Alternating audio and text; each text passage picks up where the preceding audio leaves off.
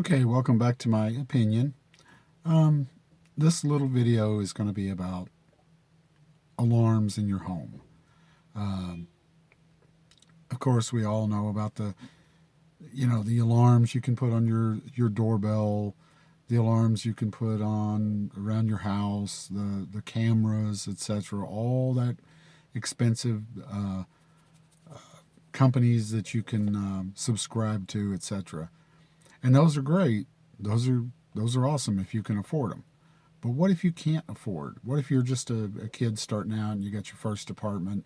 You don't have a lot of money. You don't have a great job, or not even a kid. Just what if you just can't afford them? A single mom, etc. Whatever. There are things that you can do that will help. They're not as good. They're not as effective, but there are things that you can do. One is just make sure you're aware of your surroundings. When you're going home, for example, and these alarms that I'm talking about and these things you can do are for your house. But you can do things before you get home and even after. Let me elaborate. Okay, say you're leaving work from Walmart, you're going home. You were vigilant in the parking lot. You made sure that no one was following you, walking behind you, hanging out in the parking lot, things like that. That's key one. Just make sure that you're aware of your surroundings. Now, when you're driving home, you have to make sure that someone isn't following you. A lot of these perpetrators are cued into the whole fact that a lot of people are starting to be aware in parking lots. They're starting to pay attention what's going on.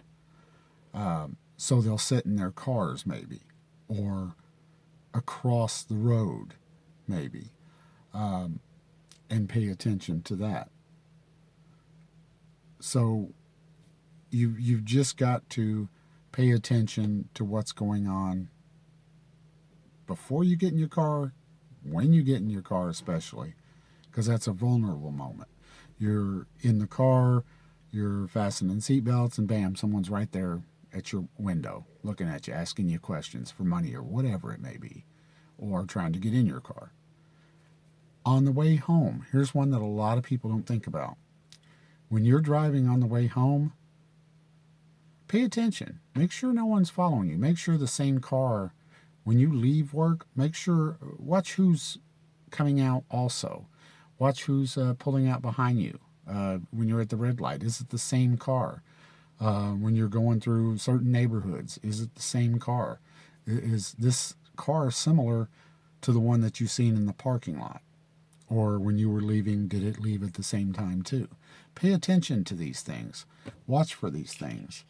And if you notice that a car, or you're not sure that a car seems to be the same car a couple miles down the road that it was when you left work or whatever at the red light, take 3 left turns. Usually a car will not, the chances of it doing the 3 left turns just the same as you are not going to end up being the same. What if you do take the three left turns and the car is still behind you? Try it one more time and then start heading towards a police station or a busy area stop, and then like a gas station or something.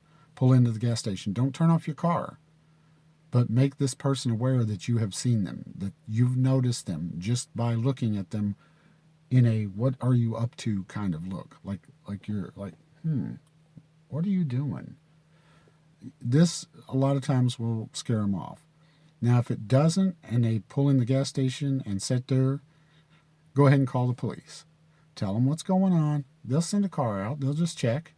If he wants to sit there and wait for the cops like you, then, if he is up to something, now the cops know it's something weird going on maybe, and they're going to question, and he's less likely to do anything. He or she, Another big thing, once you get home, don't assume you're safe. Once you pull in, this person could have evaded you and you didn't notice. Once you pull in, be aware before you get out. Don't corner yourself in if you can help it. Be cautious when you get out. Look around. Make sure no one's there. Because you can always throw it in reverse and back up. You can always lay on the horn. Whatever you need to do, or both. But if you turn those keys off and you grab your stuff and you got a handful of stuff and you jump out and there's someone standing there and you just like, huh? You got to be aware. Plus, you never know. It might not be someone that followed you. It might just be someone who's at your house waiting on you already. So be aware. Another big thing that you can do that a lot of people don't do is, alarms and stuff like that. If you can afford them, that's awesome. If you can't, camera, surveillance, etc. If you can't, you can at least put something in front of your doors. Make it loud. Like if you prop a chair, like my son, he's just starting out. He can't afford alarms and stuff, and he doesn't think like that. But he does have a firearm, and he keeps it by his bed. And he also has a chair that he props up against the front door, so that if someone does push in that door or pry themselves through, there's going to be a lot of commotion. There's going to be a lot of noise. It's going to make a racket trying to get in. Now, it's not going to stop them. Most doors are not going to stop people.